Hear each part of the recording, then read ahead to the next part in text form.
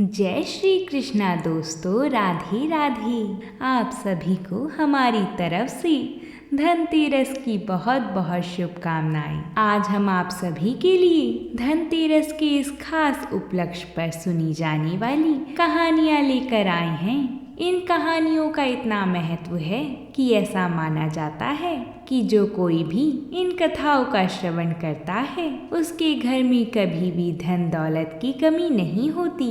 माता लक्ष्मी उसके घर में हमेशा विराजमान रहती हैं। आइए हम शुरू करते हैं धनतेरस की पहली पौराणिक कथा को। एक समय भगवान विष्णु और माता लक्ष्मी धरती पर घूमने निकले। भगवान विष्णु जब धरती पर घूमने के लिए आ रहे थे तब वह लक्ष्मी माता को साथ लेकर नहीं आ रहे थे। तभी माता लक्ष्मी ने भगवान से आग्रह किया कि हे प्रभु, आप मुझे भी साथ लेकर चलें। भगवान विष्णु ने पहले तो मना किया, परंतु माता के बार बार आग्रह करने पर भगवान इनकार न कर पाए और माता लक्ष्मी को धरती पर साथ लेके जाने के लिए मान गए। पर भगवान ने माता लक्ष्मी के आगे एक शर्त रखी कि वो जब धरती पर उनके साथ होंगी तो उत्तर दिशा की ओर न देखें। माँ ने पूछा कि ऐसा क्यों? तो भगवान ने कहा कि बस यही शर्त है कि तुम उत्तर दिशा की ओर नहीं देखोगी। माता ने वादा किया वह उत्तर दिशा की ओर नहीं देखेंगी। प्रभु माता को लेकर धरती की ओर चल पड़े। जब माता और भगवान विष्णु धरती पर पहुँचे तो भगवान धरती का भ्रमण करने लगे। माता लक्ष्मी भी उनके साथ ही थी। माता धरती की खूबसूरती को देख रही थी। तभी माता लक्ष्मी इतनी खो गईं कि उनको अपना किया हुआ वादा भी याद नहीं रहा। माता उत्तर दिशा की ओर देखने लगी और वहां उन्होंने एक किसान का खेत देखा। वहां पर लहराते हुए रंग बिरंगे फूल थे। माता उन फूलों को देखकर मोहित हो गई और उस खेत से फूल तोड़कर ले आई। जब भगवान विष्णु ने माता को देखा कि उन्होंने अपना किया वादा तोड़ दिया है तो भगवान क्रोधित हुए और भगवान विष्णु ने माता लक्ष्मी को अपना वादा याद दिलवाया। माता को जब याद आया तो माता लक्ष्मी ने क्षमा मांगी और कहा कि उन्हें अपनी भूल का स्मरण है और वो पश्चाताप करने के लिए तैयार हैं। माता लक्ष्मी को भगवान विष्णु ने आज्ञा दी कि वह उस किसान जिसके बिना पूछे फूल तोड़े हैं उसके घर पर रह के उसकी सेवा करनी होगी। उन फूलों के बदले माता को उस किसान के घर काम करना होगा। माता ने भगवान विष्णु के आदेश का पालन किया और एक साधारण औरत का वेश बनाकर उस किसान के घर की तरफ चल पड़ी। माता लक्ष्मी किसान के घर पहुंची तो देखा कि किसान बहुत ही गरीब है। माता ने किसान के घर का दरवाज़ा खटखटाया और देखा कि किसान के घर किसान के साथ उसकी पत्नी और उसके 2 बच्चे रहते हैं। माता ने उनसे कहा कि वह एक बेसहारा स्त्री हैं और उनके पास रहने को कोई स्थान नहीं है। माता ने कहा कि वो उनका सारा काम कर दिया करेंगी, बस उन्हें वहाँ रहने दिया जाए। किसान और किसान का परिवार भला था। उन्होंने उन पर दया की और अपने यहाँ पर रख लिया। माता किसान की झोपड़ी में ही रहने लगी। ऐसे ही कुछ समय बीत गया। माता लक्ष्मी के आने के बाद किसान की फसल फूल बहुत ही अच्छे भाव में बिकने लगे और उसकी अच्छी खासी कमाई होने लगी। किसान बहुत खुश रहने लगा। किसान ने एक नया घर भी बना लिया। ऐसे ही समय बीतता रहा और माता लक्ष्मी भी किसान के घर काम करती रही और किसान एक अमीर आदमी बन गया। किसान भी ये सोचने लगा कि जब से ये कन्या इस घर में आई है तब से वह खुशहाल और अमीर होता जा रहा है। इसका जिक्र उसने अपनी पत्नी से किया कि इस कन्या के कारण उनका जीवन संवर गया है। इसके आने से पहले कहाँ 2 वक्त की रोटी भी मिलनी मुश्किल होती थी और अब कहाँ इतना पैसा, इतना धन दौलत है। किसान की पत्नी ने भी कहा, ये बात तो सच है कि इस कन्या के आने के बाद से ही हमारी किस्मत बदल गई है और जरूर ये कन्या कोई दिव्य ही है। किसान और उसकी पत्नी ने उस कन्या जो कि माता लक्ष्मी ही थी उस पर नजर रखनी शुरू कर दी। तभी उन्होंने देखा कि भगवान विष्णु उस कन्या के सामने प्रकट होते हैं और भगवान विष्णु माता लक्ष्मी से कहते हैं कि अब तुम्हारी सजा पूरी हुई है, अब वैकुंठ लौट चलो। माता लक्ष्मी विष्णु भगवान से कहती हैं कि जैसी आपकी आज्ञा प्रभु, पर जाने से पहले इस किसान की आज्ञा भी ले लूं। तभी किसान और उसका परिवार देख चुका था कि जो कन्या उनके घर में नौकरानी बनकर रह रही थी वह तो स्वयं ही माता लक्ष्मी है। किसान और उसका परिवार माता लक्ष्मी के चरणों में गिर पड़े और क्षमा मांगने लगी कि हे माता, हमने आपको अपने घर में नौकरानी बनाकर रखा, आपसे घर और खेतों में काम करवाया। माता, हमें क्षमा करें, हमसे भूल हुई है जो हम आपको पहचान न सकी। माता लक्ष्मी ने कहा, मैं तो तुम्हारे करुणा भाव से प्रसन्न हूँ। तो किसान का परिवार बोला, माता, आपने तो पहले ही हमें सब कुछ दिया है, अभी कुछ मांगने को बचा ही क्या है। अपने गोरे चरणों में हमें जगह दे दो माता। माता ने आशीर्वाद दिया और वैकुंठ की ओर भगवान विष्णु के साथ चली गई। माता लक्ष्मी जब भगवान विष्णु के पास पहुंची तो माता भगवान से कहती हैं कि प्रभु, आपके बिना जाने ऐसा हो ही नहीं सकता कि कुछ घटित हो जाए, तो फिर मेरा यूं पृथ्वी पे जाना, मुझसे भूल होना और उस किसान के घर रहना, ये सब आपकी माया ही थी ना प्रभु। भगवान विष्णु बोले, हे लक्ष्मी, ये किसान मेरा परम भक्त था, पर इसके पिछले कर्म के कारण मैं इसकी सहायता नहीं कर पा रहा था। हे लक्ष्मी, जीवन में कुछ भी ऐसे ही नहीं मिलता।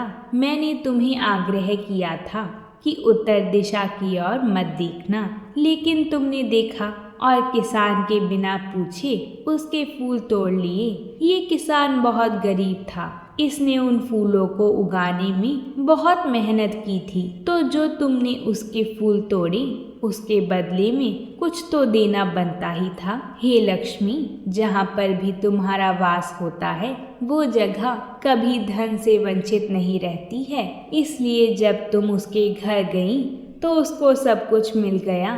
वो किसान गरीब से अमीर हो गया। इतना कहकर भगवान विष्णु अंतर्ध्यान हो गए। बोलिए माता लक्ष्मी की जय, भगवान विष्णु की जय। अब हम धनतेरस की दूसरी पौराणिक कथा को सुनते हैं। प्राचीन समय की बात है कि एक बार यमराज जी ने अपने दूतों से पूछा कि प्राणियों के प्राण लाते समय तुम्हें कोई दुख नहीं होता? तुम्हारे मन में दया भाव उत्पन्न नहीं हुआ कि हमें प्राण नहीं लेने चाहिए? तो वह कुछ समय सोचकर बोली, नहीं महाराज, हमें दया भाव से क्या मतलब, हम तो बस आपकी आज्ञा का पालन करने में लगे रहते हैं। यमराज जी ने दोबारा पूछा तो उन्होंने बताया कि एक बार ऐसी घटना घटी कि जिसे सुनकर हमारा हृदय कांप उठा था। उन्होंने बताया कि एक बार एक राजकुमार के विवाह के चौथे दिन ही उसके प्राण लेने पड़े थे, तो हमें दुख हुआ था। तो यमराज जी ने कहा, पूरी बात बताओ। तो दूत ने पूरी बात विस्तार से सुनाई। उन्होंने बताया कि एक बार हंस नाम का राजा खेलते खेलते पड़ोसी राज्य की सीमा में पहुंच गया। भूखा प्यासा राजा हंस पड़ोसी राज में हेमराज के यहाँ पहुंचा। हेमराज ने राजा हंस का बहुत स्वागत किया। उसी दिन हेमराज के घर एक पुत्र का जन्म हुआ। राजा हेमराज ने हंस के आने को शुभ माना और कुछ दिन उसको वहीं रहने का आग्रह किया। पुत्र होने की खुशी में 5 दिन बीत गए थे तो राजा ने एक पूजा करवाई जिसमें कुछ विद्वान पंडित भी शामिल थे। जब पूजा चल रही थी तो कुछ विद्वान पंडितों ने यह भविष्यवाणी की कि जब राजकुमार की शादी होगी तब शादी के चौथे दिन ही उस राजकुमार की मृत्यु हो जाएगी। यह सुनकर सभी लोग बहुत दुखी हुए। यह सुनकर राजा हंस ने हेमराज को राजकुमार की रक्षा का वचन दिया। उसने राजकुमार के रहने की व्यवस्था यमुना के तट पर की वह यमुना तट की गुफा में ही बड़ा हुआ। एक दिन संयोग से ही महाराज हंस की बेटी यमुना तट के आसपास घूम रही थी। उसने राजकुमार को देखा तो वह उस पर मोहित हो गई। उनकी बात हेमराज को पता चली तो उसने अपने पुत्र का विवाह राजकुमारी से करा दिया। विवाह के चौथे दिन ही राजकुमार मर गया। उसको अपने प्राण हरने पड़े। अपने पति की मृत्यु देख वो नवविवाहित कन्या बिलक बिलक कर रोने लगी। उसका करुण विलाप सुनकर हमारा हृदय कांप उठा था। हमने जीवन में कभी ऐसी जोड़ी नहीं देखी थी। उसके प्राण लेते समय हम अपनी आंसुओं को नहीं रोक सके। यह सुनकर यमराज जी ने कहा कि क्या करें, हमें विधि के विधान का पालन करना ही होता है। हमें विधि के विधान अनुसार उसकी मर्यादा निभाकर ऐसा कार्य करना ही होता है। उसी समय एक यमदूत ने बड़ी उत्सुकता पूर्वक यमराज जी से पूछा कि कोई ऐसा उपाय नहीं है क्या कि किसी प्रकार अकाल मृत्यु से बचा जा सके। इस पर यमराज जी ने बताया कि हाँ, उपाय तो है। उन्होंने बताया कि धनतेरस के दिन यमुना में स्नान करके यमराज और धन्वंतरी जी का पूजन दर्शन पूरी विधि विधान के अनुसार करें और संध्या काल के समय दीपक भी जगाएं और हो सके तो यह व्रत भी रखें। जिस घर में यह पूजन होगा उस घर में कोई भी अकाल मृत्यु नहीं होगी। धनतेरस के दिन भगवान धन्वंतरी जी की भी पूजा की जाती है। कार्तिक कृष्ण त्रयोदशी के दिन भगवान धन्वंतरी जी हाथों में अमृत कलश लेकर प्रकट हुए थे। पौराणिक कथा के अनुसार एक समय असुरों की शक्ति इतनी बढ़ गई थी कि उन्होंने देवताओं को सताना प्रारंभ कर दिया था। परेशान देवगण भगवान विष्णु की शरण में पहुँचे, जहाँ विष्णु जी ने समुद्र मंथन की योजना बनाई। देव व दैत्य दोनों ने मिलकर समुद्र मंथन किया, जिसके फलस्वरूप समुद्र से 14 रत्न निकले, जिसमें लक्ष्मी जी, कौस्तुभमणि, कल्प वृक्ष, मदिरा, अमृत कलशधारी भगवान धन्वंतरी जी, अप्सरा, उच्चैश्रवा घोड़ा, विष्णु जी का धनुष, पांचजन्य शंख, विष, कामधेनु गाय, चंद्रमा और ऐरावत हाथी शामिल थे। समुद्र मंथन से सबसे पहले हलाहल विष की प्राप्ति हुई, जिसे भगवान शिव ने अपने कंठ में धारण किया। इसी प्रकार एक के बाद एक समुद्र से 14 रत्न निकले। अमृत प्राप्ति का श्रेय भगवान धन्वंतरी जी के भाग्य में था। हाथ में आयुर्वेद शास्त्र, वनस्पति औषधि व अमृत के लिए रत्न आभूषण व वनमाला से सुसज्जित भगवान धन्वंतरी जी समुद्र से प्रकट हुए थे। अमृत का कलश देख देव व दैत्यों दोनों प्रसन्न हुई। चालाक दैत्यों ने अमृत के कलश को झपट लिया था। तभी भगवान ने विश्व मोहिनी माया का स्वरूप धारण कर राक्षसों को मोहित कर उन्हें मदिरा में ही व्यस्त कर दिया। इधर मौका पाकर देवताओं ने अमृत पान कर लिया, जिससे वे अतुल शक्ति संपन्न व अमर हो गए और दैत्यों पर विजय हासिल की। गरुड़ पुराण के अनुसार एक बार महायोगी नारद जी भगवान विष्णु जी के पास गए और अनेक व्याधियों से ग्रस्त प्राणियों के निरोग होने का उपाय पूछा। तब विष्णु जी ने कहा, मैं इंद्र से आयुर्वेद को प्राप्त कर धन्वंतरी अवतार में सभी लोगों को स्वस्थ बना दूंगा।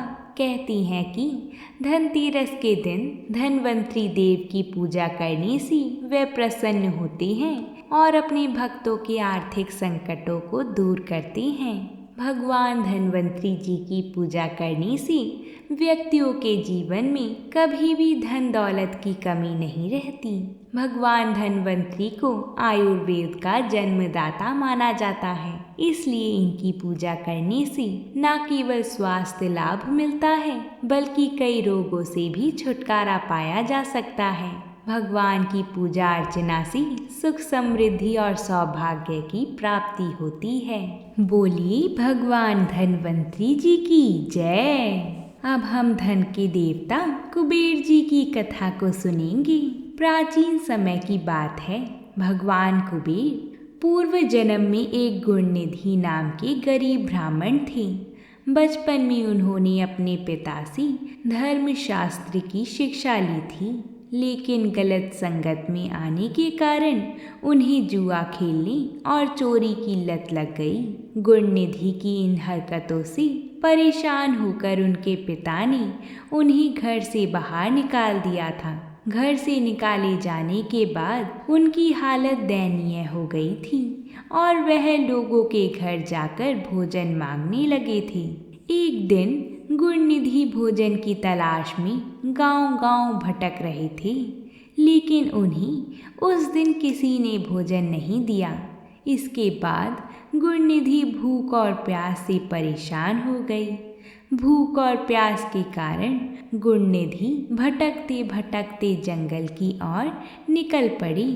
जंगल में उन्हें कुछ ब्राह्मण भोग की सामग्री ले जाते हुए दिखाई पड़े। भोग की सामग्री को देखकर गुणनिधि की भूख और भी ज्यादा बढ़ गई और खाने के लालच में वह ब्राह्मणों के पीछे पीछे चल दिए।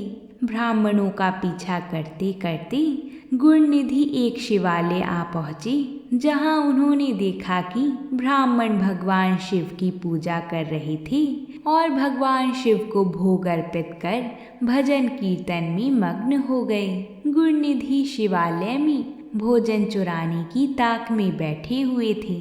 उन्हें भोजन चुराने का मौका रात में तब मिला जब भजन कीर्तन समाप्त कर सभी ब्राह्मण सो गए थे। गुणनिधि दबे पांव भगवान शिव की प्रतिमा के पास जा पहुंची, लेकिन वहां इतना अंधेरा था कि उन्हें कुछ भी दिखाई नहीं दे रहा था।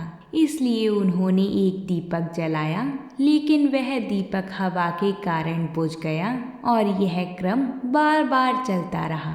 अंत में वह वहां से भोग प्रसाद चुराकर भागने की कोशिश करने लगी। भागते समय एक ब्राह्मण ने उन्हें देख लिया और चोर चोर चिल्लाने लगा। गुणनिधि वहां से जान बचाकर भाग निकली, लेकिन वह नगर के रक्षकों का निशाना बन गई थी। भोजन चुराकर भागते समय गुणनिधि की मौत हो गई, लेकिन अनजाने में उनसे महाशिवरात्रि के व्रत का पालन हो गया था, जिसके कारण वह उस व्रत के शुभ फल के हकदार बन गए थे। अनजाने में महाशिवरात्रि के व्रत का पालन हो जाने की वजह से गुणनिधि अपने अगले जन्म में कलिंग देश के राजा बने। अपने इस जन्म में गुणनिधि भगवान शिव के परम भक्त हुए थे। वह सदैव भगवान शिव की भक्ति में खोई रहती थी। उनकी इस कठिन तपस्या और भक्ति को देखकर भगवान शिव उन पर प्रसन्न हुए। यह भगवान शिव की ही माया थी, जिसके कारण एक गरीब ब्राह्मण धन के देवता कुबेर कहलाए और संसार में पूजनीय बन गए। बोलिए भगवान शिव शंकर की जय। बोलिए भगवान कुबेर जी की जय। अगर आप सभी ने इन कथाओं का श्रवण पूरा भक्ति भाव से किया है तो कमेंट बॉक्स में जय लक्ष्मी माता ज़रूर लिखिएगा। साथ ही अगर वीडियो अच्छी लगी हो तो वीडियो को लाइक और हमारे चैनल को सब्सक्राइब ज़रूर करिएगा।